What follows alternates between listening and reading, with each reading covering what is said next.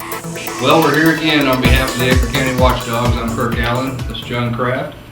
And we're going to cover a little tidbit of information we got today that we just couldn't let go through the weekend without getting exposed. Got Mr. Corbett's resume today. The real one? Well, you Got know, his name on it. it's got his name on it. I would have to say it's probably not the real one though, because it's got an 815 area code number on there, which would be Iroquois County. It's got an Iroquois County Health Department email address, but he wouldn't have had that when he got his interview up there for his job. Or I'm not sure what resume this is. Maybe they give an email address for potential employees. There you go. Well, but it's got his 2008 present, and he got hired in 2008. Why would that show up on his resume? You're right. Yeah, there's something doesn't make sense there. So I guess Mr. Brumlevy got a copy of it as well, and he kind of saw some of the same things we did. Yeah. And he sent a letter to the Illinois Attorney General's office, who replied with a 3-page response within about 2 or 3 hours. Today? Today. In one day they responded. I've never seen that happen. I've never seen that happen either. So what'd they say? Well, they say they require further information. Would that mean they didn't accept the resume either? That would lend a normal average person to believe that they don't believe that's the actual resume that was requested. I wonder why we got this today. What was it you said in the presentation yesterday? Willingly, knowingly, and in bad faith. Yeah, he wasn't going to give it to us because of whatever reasons. Something about civil penalties. Yeah, I wonder if that had some impact on it. Well, let's take a look at this resume. You know, like we mentioned, and we'll put these documents online so you can download them. It's got the Iroquois County phone number and his Iroquois County email address and his 2008 to present information. So we know this can't be an accurate resume that he provided when he asked for the job. But let's start from that little history we did yesterday on what was his grade point average when he got out of college? For the BA? Yeah. 2.36, I believe. 2.36. Don't quote me on that. Well, yeah, Too you late, might it's on have camera. you might have misspoke, but I think it was 2.36. So let's go to his first job right out of college. Got a job with the Hyatt Regency Crown Center, Kansas City, Missouri, 1986 to 1990. What's it say he did? Executive what? Well, that would be executive steward, survey bar and room manager, promoted from executive steward to room service manager in the spring of '89. Oh, so he took care of the survey bars and room service. But there's key words in there.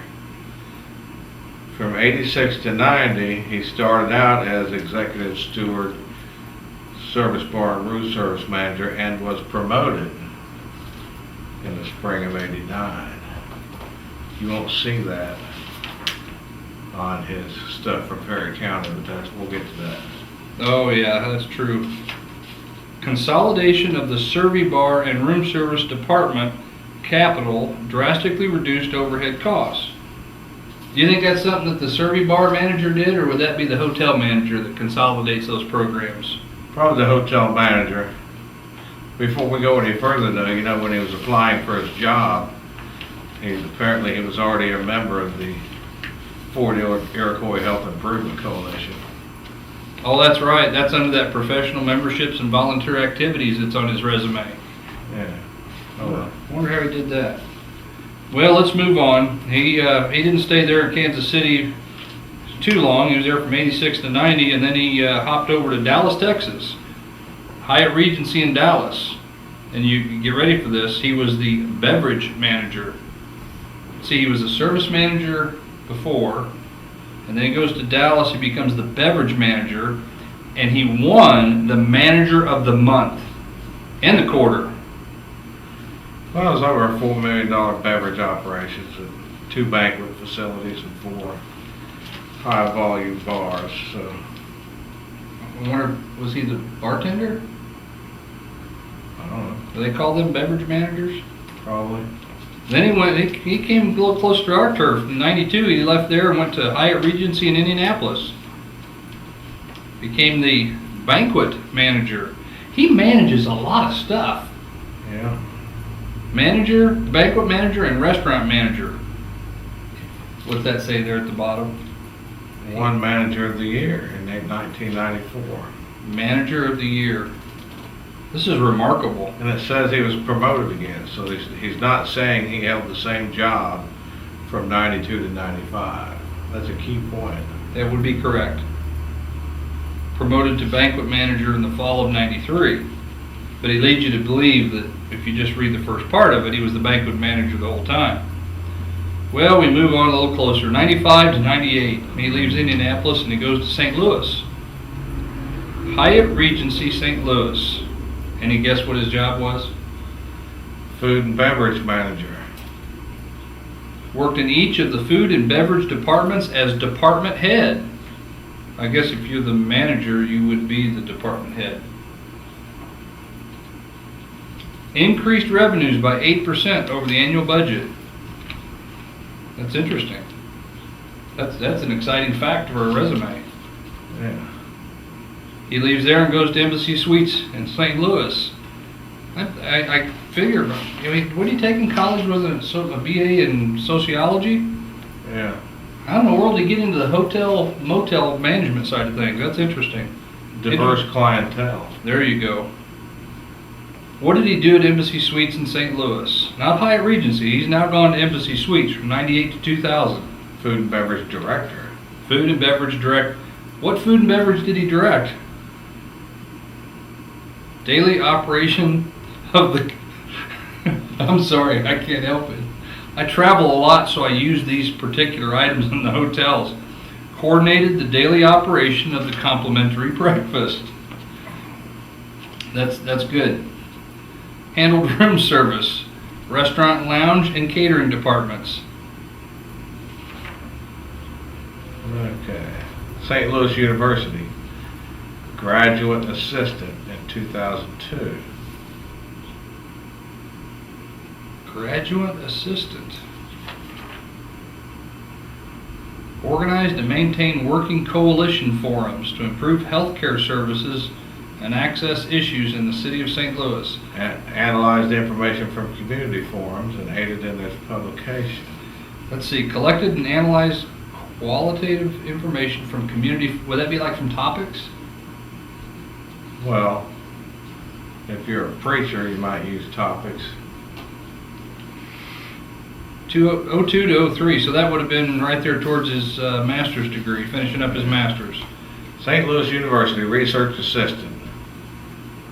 SIP 10 project. Whoa, wait a minute.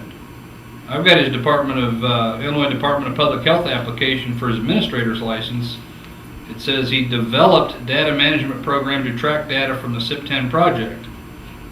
Well, if you developed it, you're not the research assistant. Well, this one says he organized and developed it. It says he was a research assistant. Usually the person that developed it is not the assistant, it's the one in charge. Yeah. Notice he wasn't in charge there. He was in charge in all these others. He's not in charge there. Contributed to the dissemination of the community guide to state and local leadership. Would that be like an email list that he disseminated? Yeah, give him a copy. Yeah. Now, City of St. Louis Department of Health.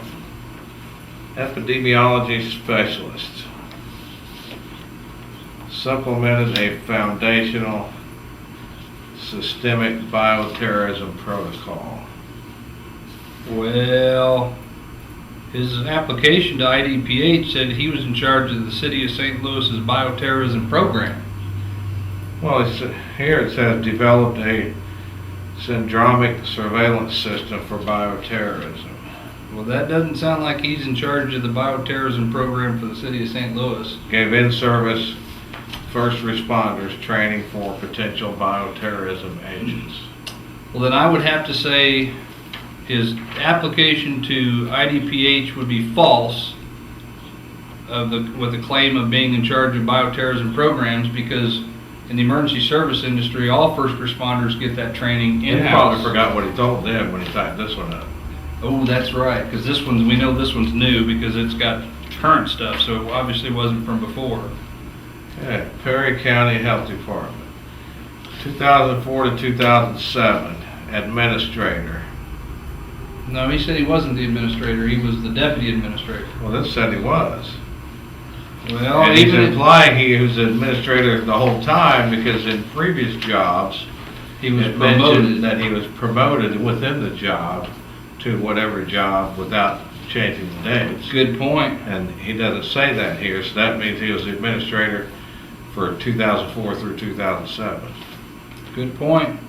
So he, application to the IDPH doesn't match his resume, so he's lying on one of them, but he's acknowledged he was the deputy administrator, so that would mean he lied on his resume. Would you agree? On both of them. Pretty amazing. Creation, this is the fun one. In emergency services, I really like when I hear these kind of things. Creation of a trained emergency response volunteer registry. I did that for our fire department. Took about 15 minutes. We have a group of volunteer emergency responders, and our registry is a list of all those people and how to contact them. Increased staff by 25%. Well, this was the first time he was in a administrator position of a public body, so he's got to increase staff. Yep, got to increase this. Well, I don't know. It kind of comes back into that Marxism thing. Expand the government. And I love the last one he's got on there.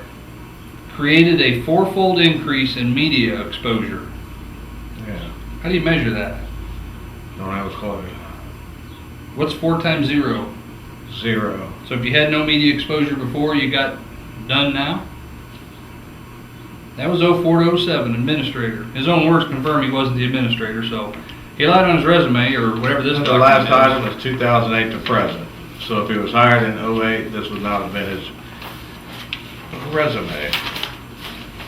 So here we are again. Still don't have factual information from Mr. Corbett. Stay tuned. We'll give you a new update when we get more documents.